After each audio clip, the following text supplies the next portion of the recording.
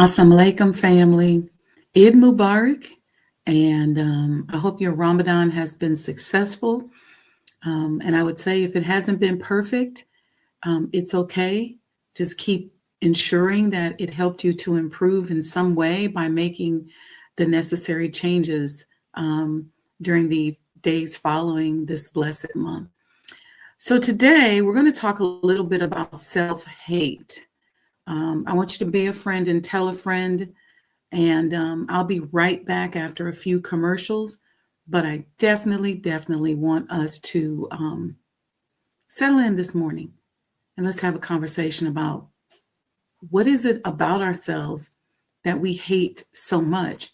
And is there a hate blind spot within our vibrational crawl that's preventing us from being successful?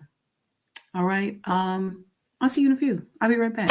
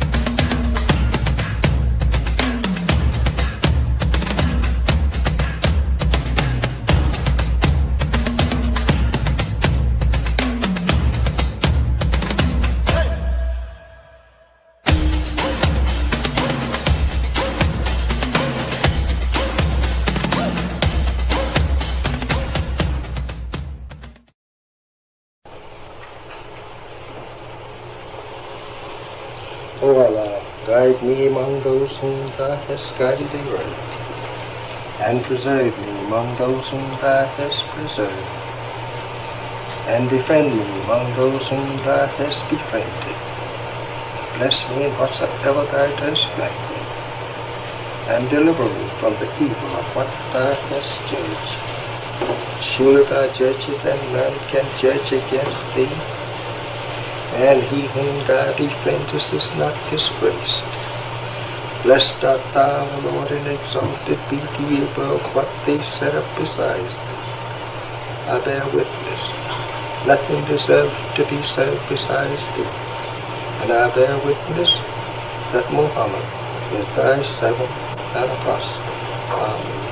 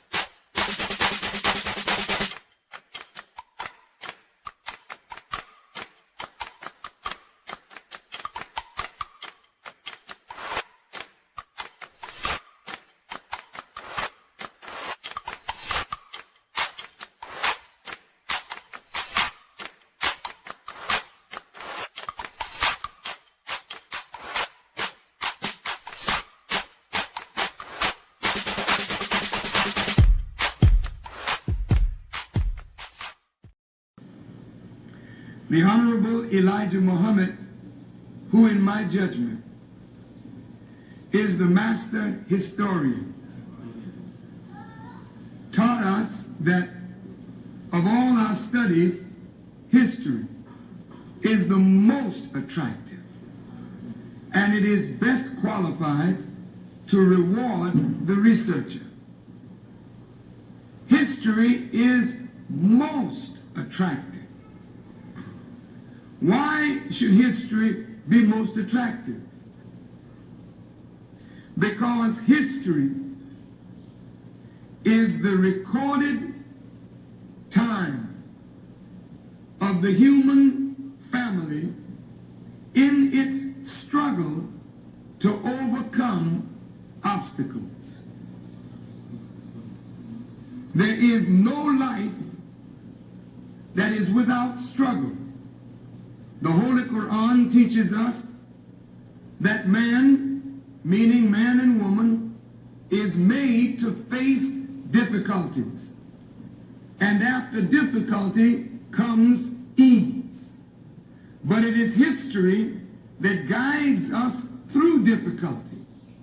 For if you know how people who had difficulty yesterday got through, and if your difficulty is somewhat similar, then today we also can get through if we follow the guidance of history.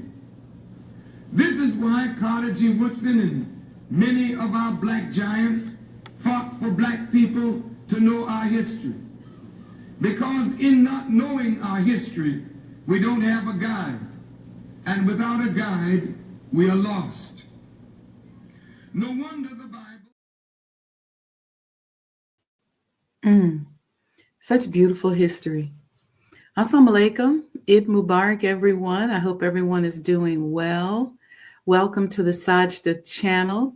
I know we're all scrambling around trying to get our, last few bits of hydration in for these last couple of days of Ramadan. Actually, sometimes these days can be the hardest days because you're like almost there. It's like after the night of power, sometimes it gets more difficult, but we on the home stretch. So look at it that way. I want to say thank you. Thank you to the Final Call newspaper, as well as to Final Call Radio. Thank you to the Supreme Captain, Brother Mustafa Farrakhan, for keeping our Sajdah House ad in rotation. We could not and would not have been able to ask for that or even pay for that on any other radio station. And so I'm so grateful for family, grateful for support. And I thank him and the team for doing that for us, because oftentimes, even if you don't, this is the way radio and stuff like that works. A lot of people get mixed up, because we're into social media. And in social media, we tend to look for the likes, the follows, and certain numbers. But, there's also brand awareness that you can use things like podcasts and radio for. And even if, the numbers have not been great in terms of people deciding that they wanted to be sponsors, the brand awareness is incredible.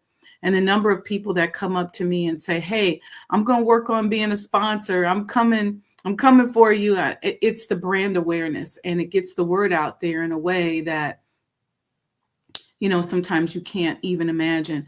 I tell my clients who are podcasting, I've been doing this particular podcast. I started blogging in 2005. So I think I started podcasting in 2009. And then I went from, I had this townhouse in Chicago, in the near West Side, West Loop. And I went from the second bedroom there to where I was on Blog Talk Radio. And then you never know who's watching or who's listening to you, right? I was in the lobby of a building in Silver Spring, Maryland, years later, somewhere around maybe 2012. And a sister came up to me and said, I introduced myself because we were looking to do some advertising with Radio One, and for another business that I had at the time, which was a Massage Envy. And so we were meeting, and she said, I started talking, and she said, wait a minute, aren't you the authenticity coach? Aren't you the mind of an entrepreneur lady? And I was like, yeah, I think I am. I could be that. And she said, you know what? You need to be on radio. And she really ushered me through the process of becoming on Radio 1. And so from that little podcast, I then went to radio. But even prior to that, I can't tell you how many clients I've met, how many boards I've been on, because people get an opportunity to see me and hear me right here, on this channel. And they can see the level of dedication and consistency that I have. And I'm grateful. I'm so grateful. So I ended up being on radio in DC, and I was there for 6 years, which was amazing and a tremendous amount of exposure once again. And then after COVID, and then after purchasing the former home of the Honorable Elijah Muhammad, I moved back to Chicago and started, my own channel and started doing this. And literally, it's almost like almost everywhere I go, somebody says, I know you, I watch your podcast, I see you. So sometimes you can't pay attention to these numbers when they're, shadow banning and giving you crazy numbers. Because sometimes YouTube will say, there's one person on here, and then I'll go to Facebook and there's like 300 of y'all. Or then I go look at my StreamYard numbers and it'll say there was 1,000 or more. So, what you need is quality, not so much quantity. It'd be great to go, okay, yeah, there's 1 million followers, but what does that mean? And how does that translate? And I'm just so grateful with how this has been translating for me in my life, because it's love and it's me just kind of getting out what I feel like are my downloads from the universe about what it is that I do, who I am, how I can be of better service, the whole 9 yards. And so we're expanding it through the Elijah Muhammad House Museum, Sajdah House. We're expanding it.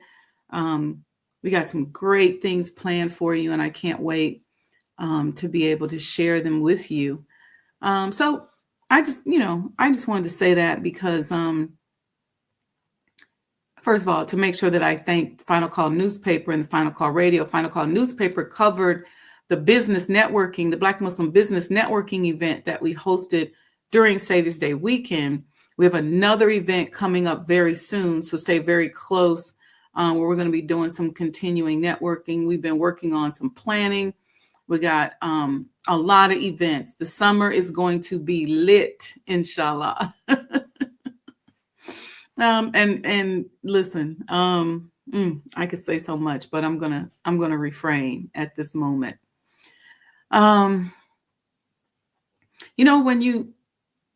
When you study and put a lot of time into something, like many of us are doing and many of us have been doing, you never know who you are and how it's forming, those teachings are forming the gifts inside of you until you give it away.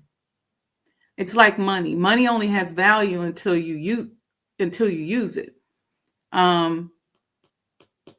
So it's just an interesting concept. That you can have all these dormant talents inside of you, but until you give them away, until you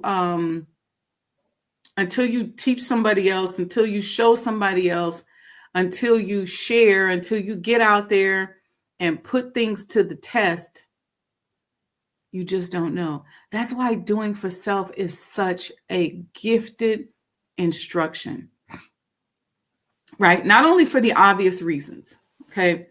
There's the obvious reasons, like obviously doing for self, building the community, economic development, independence, all of the whole nine. There's a whole list of them, and we've done shows on the power and the importance and the benefits of doing for self. Go back and check out some of my past episodes. But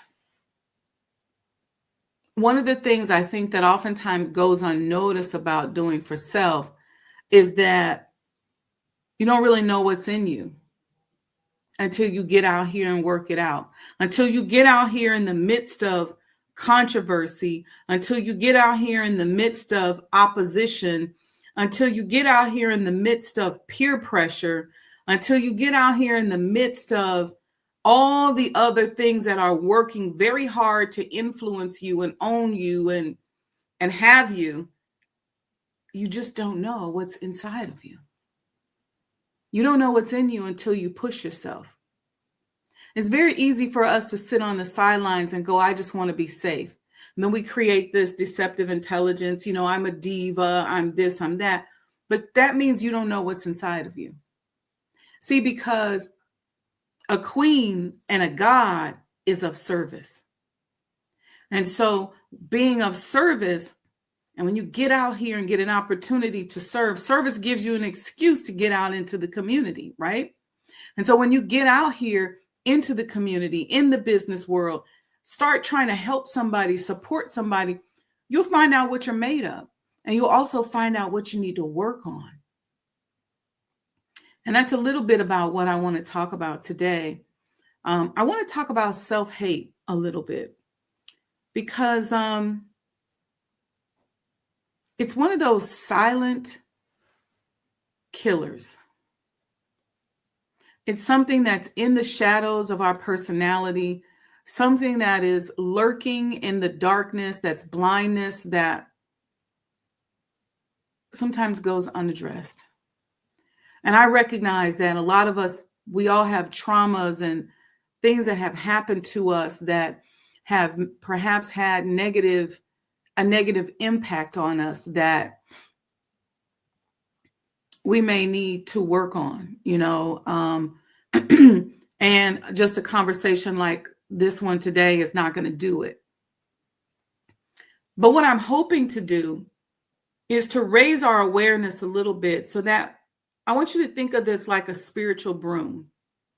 You know how when you take your broom and you're sweeping the floor or you're sweeping the front porch, as if you know how to sweep, because I found out a lot of people don't know how to sweep lately, but you just, you know, you're getting up the obvious debris. There's going to be some smaller, you're making a pile, you're just sweeping.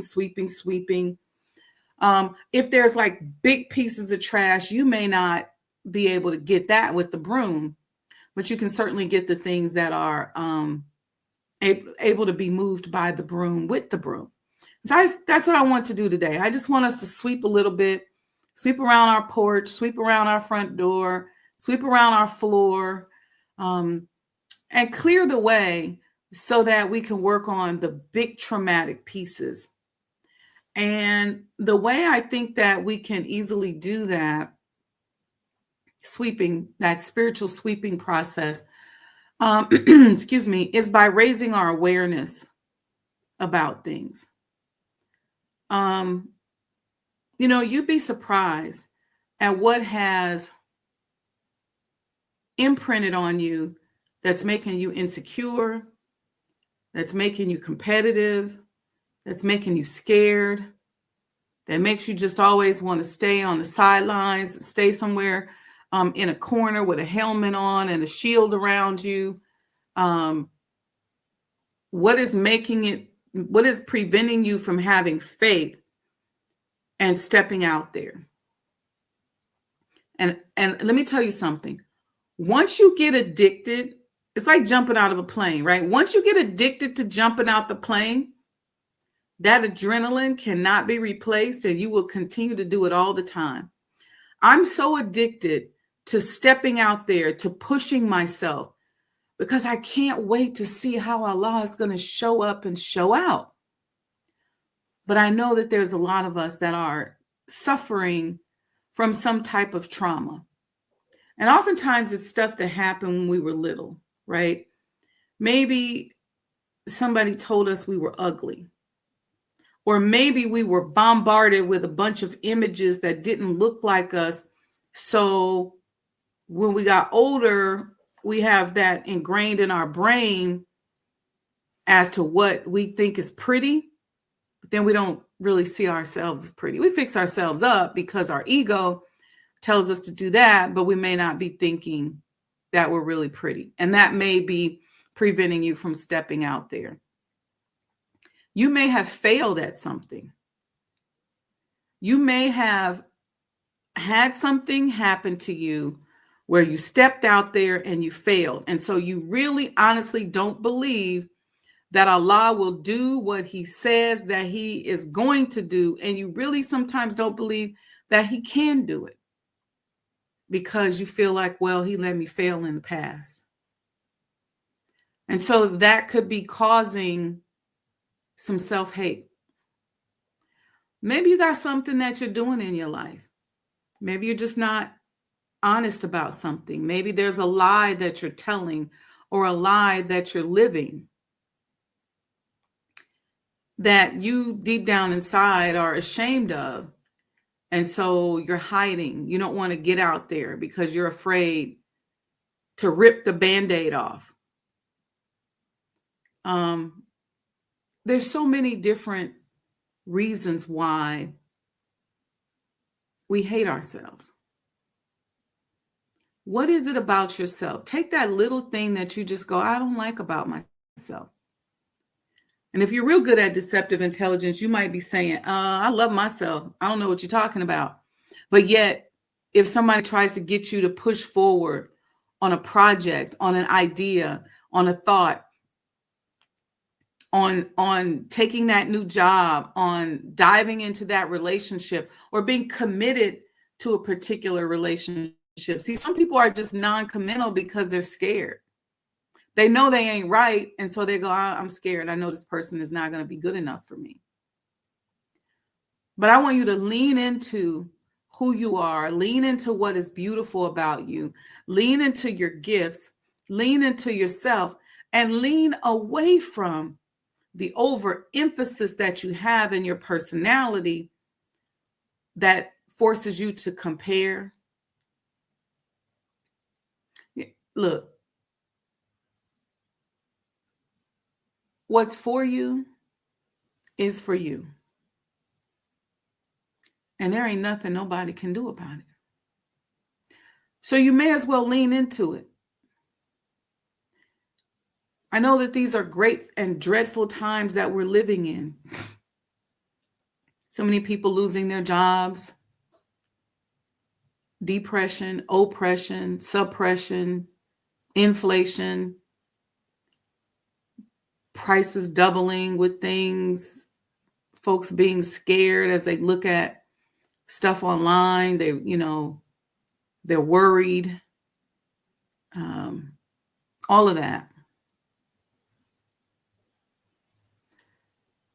But there's some beauty in these days and times that we're living. And the beauty is that if it hasn't already, it's going to force you and I to do something for ourselves. It's going to force us to get up. It's going to force us to stand up.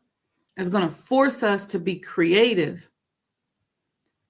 It's going to force us to do something for ourselves. It's going to force us to start utilizing our spirituality, combining that with our business and how we sustain ourselves. It's going to force us. And in forcing us, then we will see change on the planet. You just got to be okay with it. Got to stop hating yourself. We talked, I think it might have been last week, where I talked about how when Black people or indigenous people are working to either survive or solve a problem, we create industry. We invent things. We improve things. We sing and dance with a passion and a vibration that is unmatched. You can't match that pain in Mahalia Jackson's voice. You can't match the vibration and the energy in the voice of a Whitney Houston. Because what you're hearing is the generations of experience and pain coming through them as an individual. You can't match the brilliance of a Michael Jordan or a LeBron James. They are, in and of themselves, their own person, their own uniqueness, a Kobe Bryant. I'm just giving a few examples. And from our pain, whether it's us creating a dance, us singing a song, us inventing a problem, a product or service, us creating a group, an organization, a coalition, an advocacy group, us creating a better way of doing things, figuring out how to survive, how to thrive, and how to win, creates industry. See, when you think about rap music was born out and from the children of the civil rights movement who wanted to invent a different way to tell people, look, this is what's going on in our urban streets. This is what's happening. This is what we want. This is what we see every day. A whole style came out of that. And so oftentimes what happens, though, is when Allah gifts us these opportunities to create new products, new services, new organizations, to create industry, somebody comes, negotiates us out of our position, and they say, oh, you know what? It ain't rap music no more. It's hip hop. And hip hop is for everybody. Right? Take some of the ethnicity out of it. Don't mention color. Don't mention black. Don't mention your name. Don't mention anything that is unique and authentic to you, because then that creates a generic product, a generic organization that people can then come in, steal, and monetize. And then years later, you don't even know that we invented that or we created that. And it's because of our self-hate that they were able to come in and say to you and I, you know what? If you take that out of it, I'm going to give you some more. If you stop doing it that way, or let me hold this for you. Let me take that invention, because if you go up there, they ain't going to give it to you. But see, if we were confident in our God power and who we are and our reason for doing what we do that we know is divine, then when that person says that to us, we can say, you know what? No, I'm going to continue to own this. I'm going to continue to keep it because it's mine. It grew out of my passion, my pain, my aching joints and body, my blood, sweat, tears. So when I do this podcast, I say to you all, if any of you all hire me for a coaching session, you already know that I'm going to say to you, I paid for this experience and what I'm getting ready to help you with my blood, sweat, and tears. And I'm going to give it to you. See, when you own it, you can choose who you want to give it to. You can monetize it. You can maximize it. You can own it. And so now it's just a matter of you and I shifting ourselves and not hating ourselves so much so that we can go into certain communities and present our product and service and be okay with it. See, a lot of us are afraid. Listen to this. This is so deep. A lot of us are afraid to openly love ourselves in front of other cultures because we're so scared that if we love ourselves in front of other cultures, that they're going to think that we hate them. And if that's what they think, then that's just what they think. But we're so busy toning down, wiping out, erasing, liquidating ourselves. This is deep. Because Tom Burrell said the brainwashed have become the brainwashers. So now as a brainwashed people, we are brainwashing ourselves. We are hating ourselves.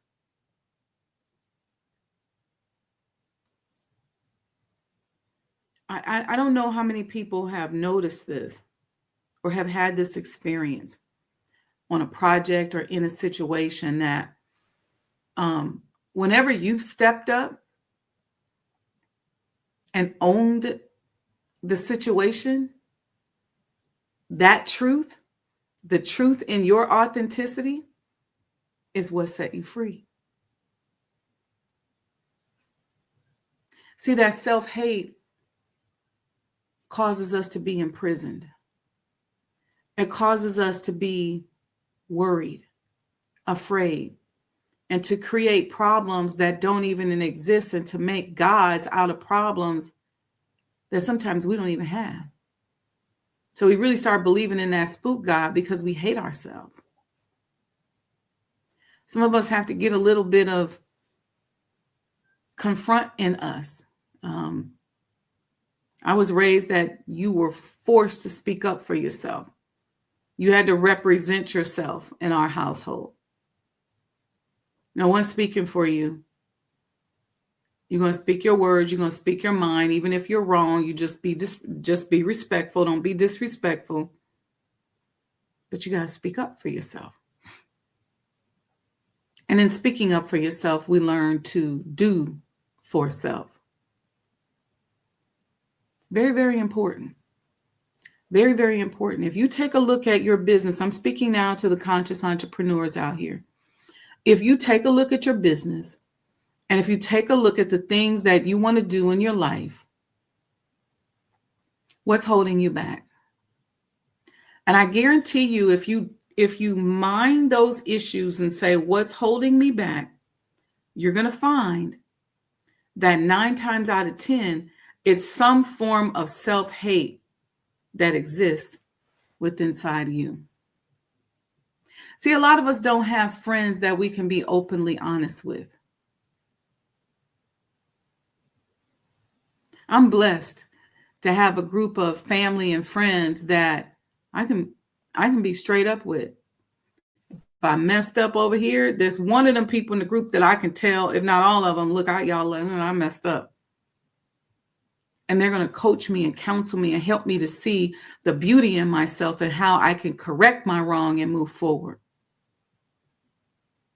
If I have a down moment where maybe I don't feel as confident, there's somebody in my circle, usually all of them, that are pushing me like, you need to say more, you need to do more.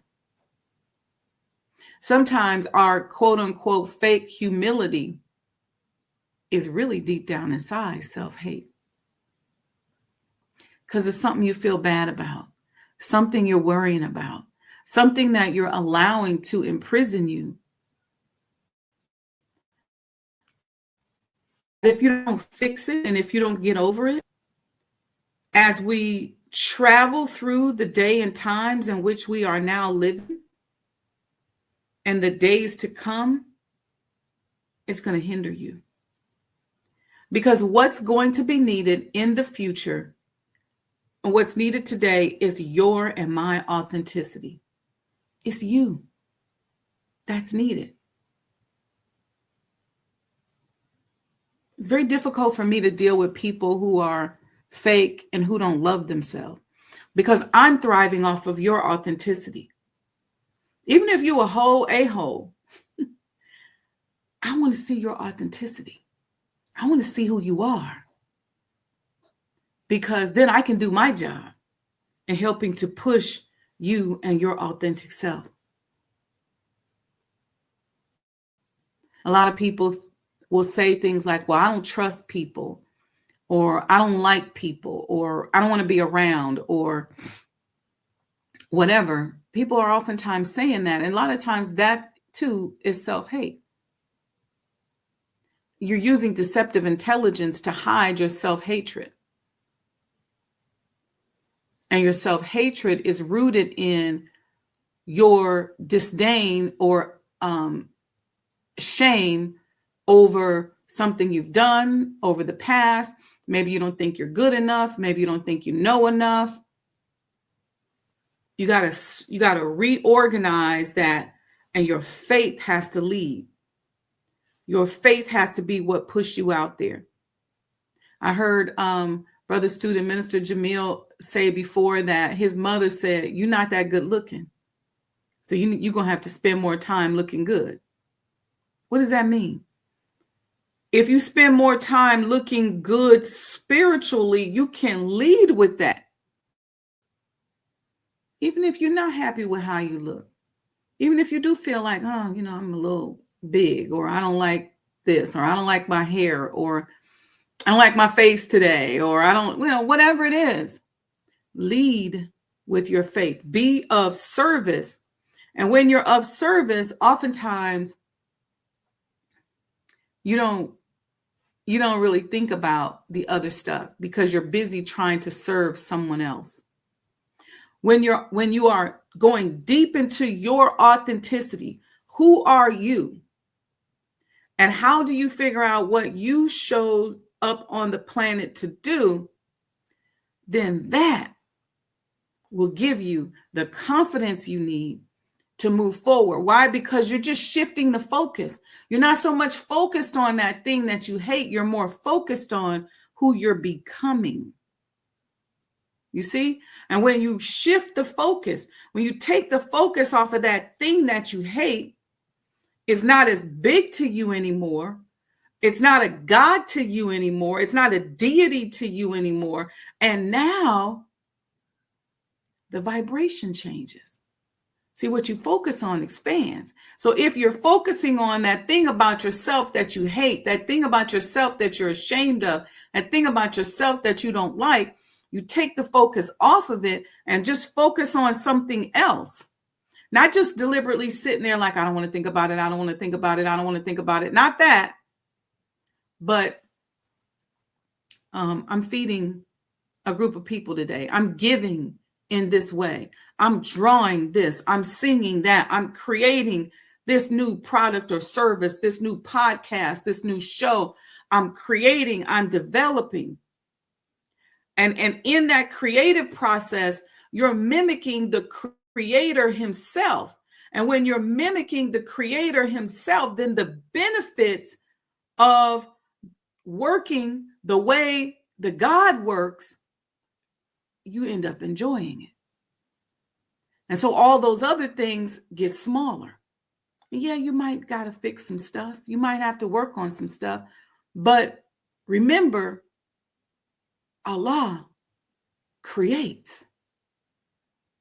Creating means what? Adding, multiplying, giving, sharing, showing mercy. See, self-hate makes you live a life of subtraction. Makes you sit back on the sidelines like, I can't stand this person. And you're looking for every single reason to say that you're out. You don't like them. Oh, okay. You see what they did over there? I ain't going there no more. You see how they was acting over there? Oh, I'm done. It's a self-hate. It's a form of self-hate. But if you're looking for Allah everywhere, see, I ain't got time for you to be in my way because I'm looking for Allah. I'm looking for a way to serve and to pour into people, places, and things, to be creative and to mimic the process of the God. So I got to gather my data. I need my actual facts. I done enrolled as a student. So I'm trying to figure this thing out. I ain't got time for you and your insecure self-hatred space. It doesn't mean I don't like you. It doesn't mean I got a problem with you. It just means that there's no room for that in what I'm trying to do, because I'm over here and it's fragile over here too. What's fragile over here? Because I'm trying to work my thing out. But as long as we are saying, okay, I know I got this stuff wrong with me. I know I got all this stuff going on with me, but let me figure out how to be like Allah. Let me create. Let me give. Let me multiply. Let me move forward. Let me push. Let me expand. Instead of sitting at home thinking about how sick I am. Instead of sitting at home thinking about what's wrong with me. Instead of sitting at home thinking about who don't like me. Instead of hiding in my little personal prison because I didn't let everybody else go. I'm over everybody. We're humans. You just don't get to do that. You got to give, and you got to love, and you got to create if you want to expand. Because otherwise, the momentum of this world, the momentum that is spending billions of dollars trying to figure out how to control you, it's just going to keep taking. It's just going to keep sucking like a vampire, like a bloodsucker, just going to keep pulling. Give me this, give me that part of you, go here, go there, until they use you up and replace you with somebody else. Anyway, okay, let me see what y'all got in the chat. Please let me know if it's something y'all want to cover on this. Sister Monica, I see you, sis. Sister Monica says, Assalamu alaikum and Ramadan Kareem. Blessed to live this morning from the West Coast. Yes, yes, and yes. Blessed to be here, right? Blessed to have another day to create. Blessed to have another day to give and to love. Just blessed. And I see Sister Marvelous Marva here. Welcome, sis. Assalamu alaikum and Ramadan Mubarak. I pray that Allah blesses you and your family and your lovely daughter. May Allah continue to bless you. I see Nana Kose Venture. He says, Alaikum Salah. Talked about self-confidence. Service to others gives confidence. Service to others gives confidence, and here's why. Helps you know what you're made of. It helps you to see the manifestation of giving.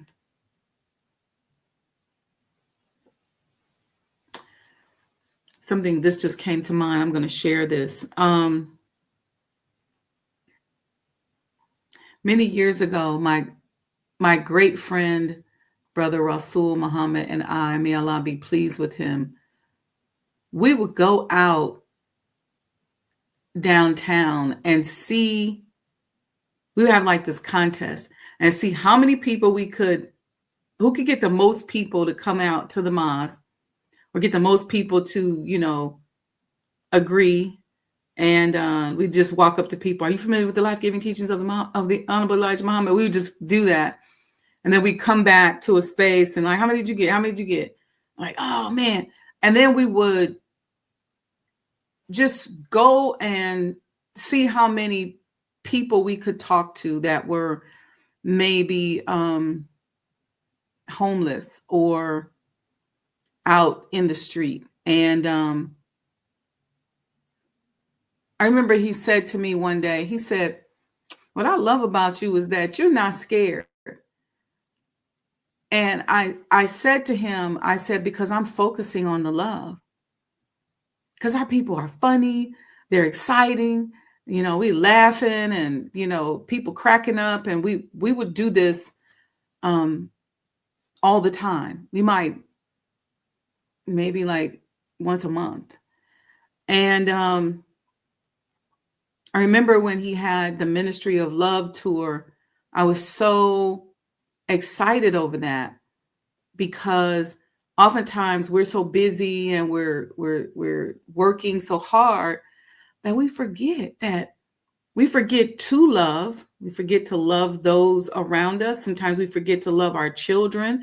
We forget to love our husbands, our wives. We forget to just love our parents. We forget to love our neighbors. We forget to love because we're so busy. And then some of us just need love. We need a hug. We need somebody to say, I love you. When I was teaching MGT and GCC orientation back in the day, I would say to the sisters, I love you. And there are sisters to this day who tell me, you were the first person to say that you loved me. And so this, this whole love thing ain't new to us, but we, just as very young baby Muslims, we would have a lot of conversations about love and how to love people and needing love and tapping into love. I had this thing where when I first came in the nation, I couldn't stop singing holiday songs. So around the holiday time, I would still be feeling my holiday music. And a lot of it is because, growing up, I was a caroler. And so I would go around the neighborhood and the malls with my little group, and we would carol and sing songs. We would go to senior homes and places like that. And I was beating myself up about it, still like hearing it in my head. And I remember talking to Brother Rasul about it, and he said, you're just hooking into the vibration. It's got nothing to do with the song and what it is. It's the vibration. And so just find another way to share that vibration. And it's one of the reasons why I like 70s music, because 70s music is all about love and having fun, and even the beat and the rhythm and all of that. And so it's about hooking into and tapping into love. It will help you to win every time.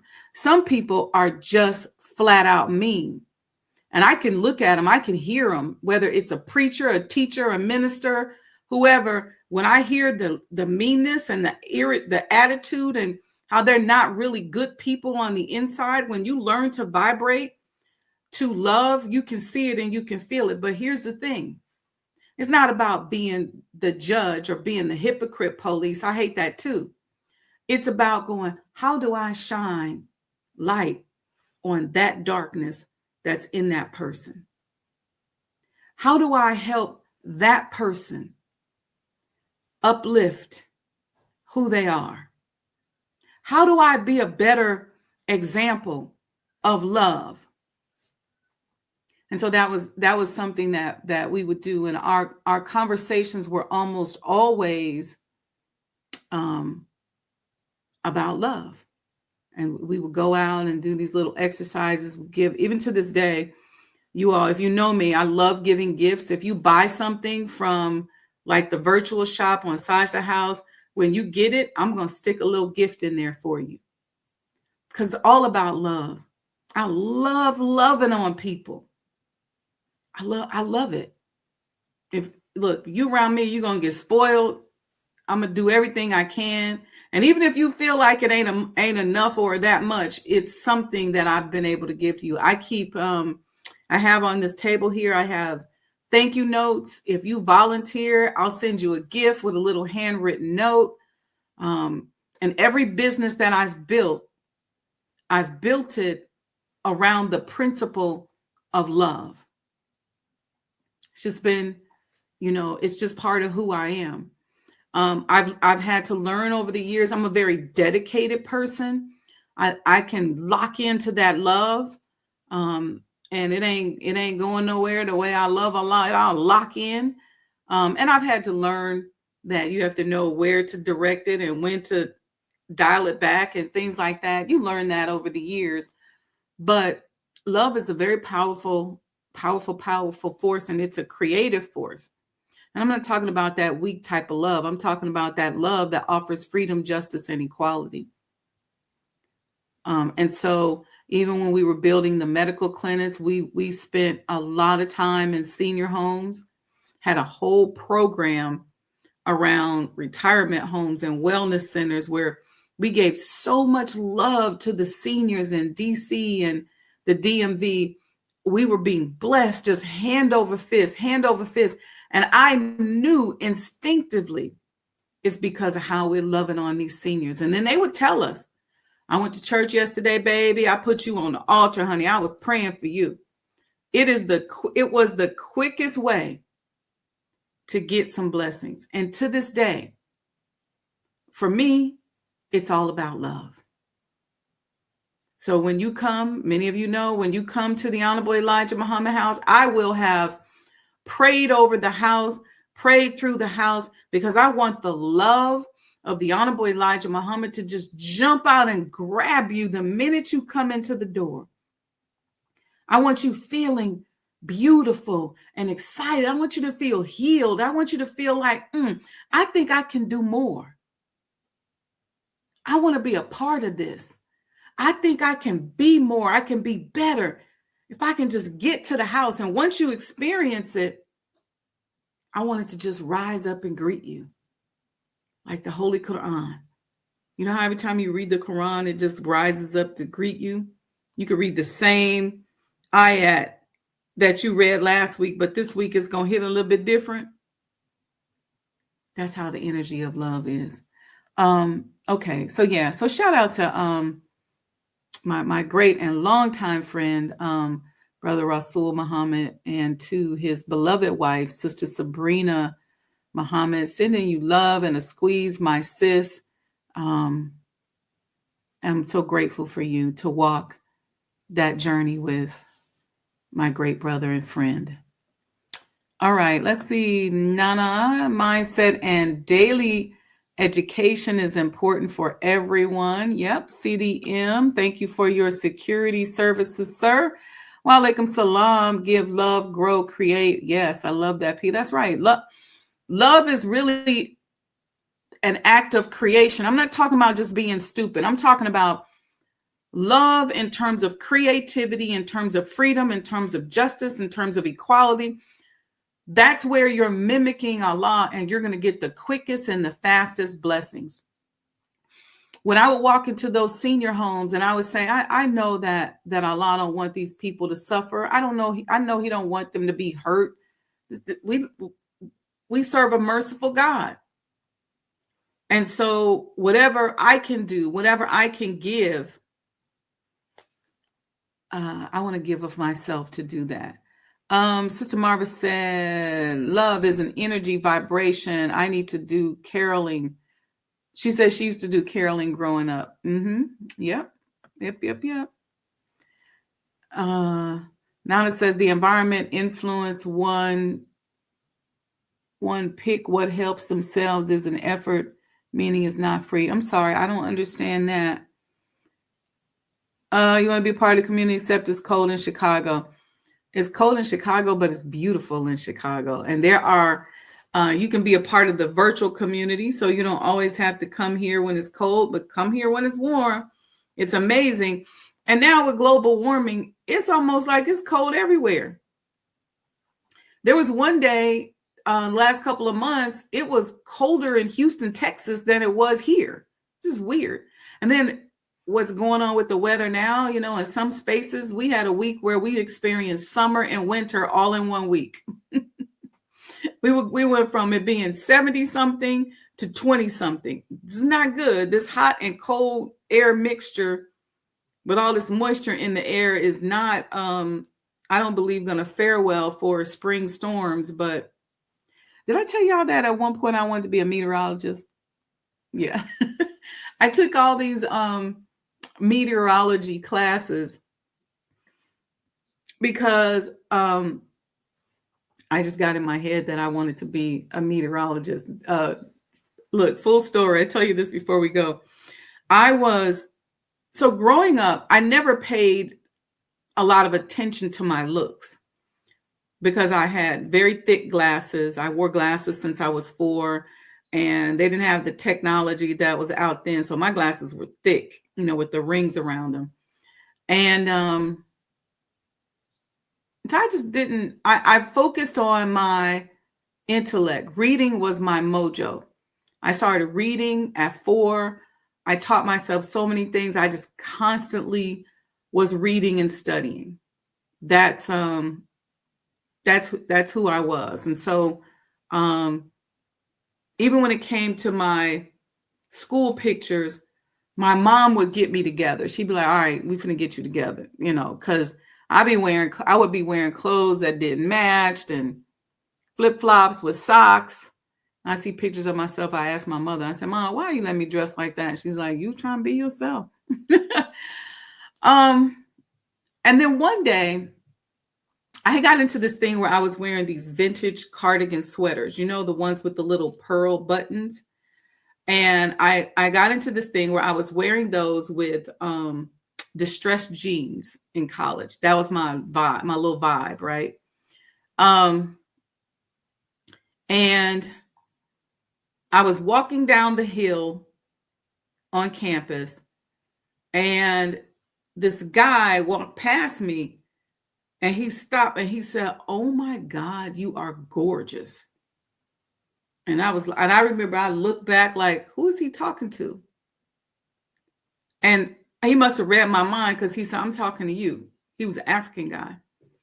And I was like, wow. And people started telling me that I was attractive. And so I was watching the news one day, and there was a woman on the news, and she wasn't all that attractive. Plus, I felt like she kept getting the weather wrong. You know, she would forecast and then it wouldn't be right, you know?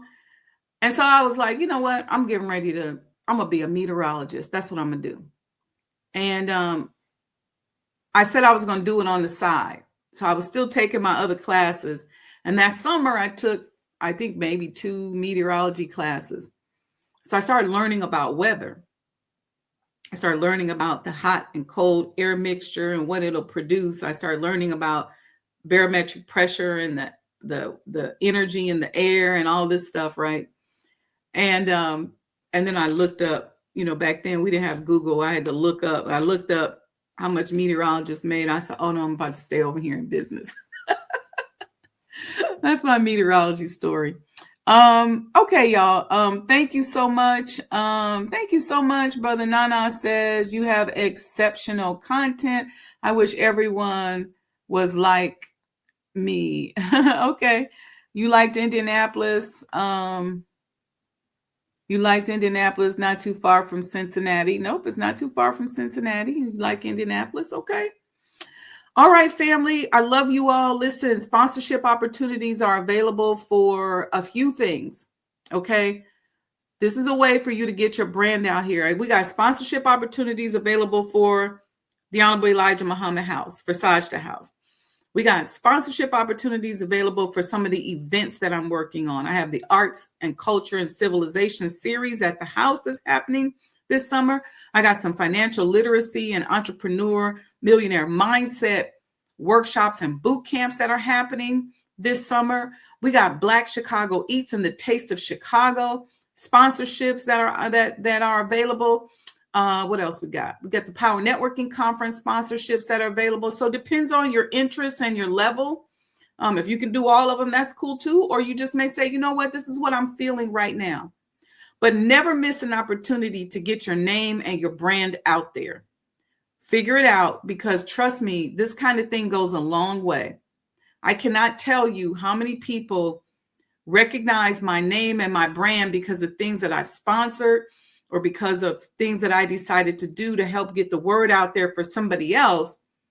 Then somebody else saw me and I end up getting a client or getting another opportunity as a result of it. So send me an email, sajdahhouse@gmail.com. Just let me know what kind of sponsorship you're interested in, and we'll talk about it. I'll send you over some information. In the meantime, if you got anything out of class today or out of this talk today, then go to your Cash App, open it up right now, go to Sajdah Enterprises and send $10, $25, whatever. But the idea is I want you to get used to giving, get used to sharing, get used to giving when you receive. Stop thinking like a thief. When you get good information, or you talk to somebody on the phone and somebody gives you something, stop acting like you stole something from them and closing yourself off. I'm gonna get this information, but I ain't gonna say nothing. And you close yourself off. Stop doing that. This is what I do. If I talk to somebody and they give me good information, I immediately give. If it's a cause that they represent, then I immediately go to Cash App. Or if it's something that I can do more for them, whether it's promoting them or just giving more to see how I can be of service. But when I receive something, I make sure that I give. It may not be exactly back to that same source, but I make sure that I give. Why? Because what I'm promoting is the flow of good energy in my life. I'm not living my life like a thief. Like, oh, I got this. I done stole it. I got it. I'm going to keep it. See, when you steal something, it's like a dog. You get the bone, and you got to go somewhere and bury it. So you run off. You go away. What you want to do is when you get the bone, you want to break off some of it and give to somebody else. So that's the goal. Go to Cash App right now. I'm asking everybody to give $25. If you can't do 25, do 100. You can't do 100, do 500. You can't do 500, you can do $10. The idea, though, is to work on creating the flow, boom, ba-boom, ba-boom, ba-boom, ba-boom, just like that in your life. Flow, flow, flow, flow, flow. Stop living your life of subtraction. Stop living your life like a thief. See, what happens is you saw somebody live their life like that and you're mimicking it. Oh, I'm frugal, or I'm a miser, or I'm a taker. It's all about being a lover. It's all about being a multiplier. It's all about taking something that's small and making it big. It's all about manifesting and making your word bond. It's all about thinking of a goal in your mind and seeing it come out of your mind into the material world. In order to do that, you got to create. You got to flow. Most people are either where ideas go to die, or they have a bunch of dead ideas inside of their mind where they're constantly coming up with ideas. But when they go back through their own history, for whatever reason, they've never been able to get an idea off the ground. A lot of times it's because you live your life like a thief. Stop taking and start giving. Stop taking and start giving. Always add more value than what you receive. All right. Peace and blessings, family. I love you all. And inshallah, we'll see you all tomorrow. We'll see you tomorrow. Okay. Love you. Peace and blessings. Wishing you more goodness than you've ever received or imagined. Wishing you more peace than you've ever received or imagined. Wishing you more love than you've ever received or imagined. Remember, it's not personal, it's vibrational. See you soon, inshallah.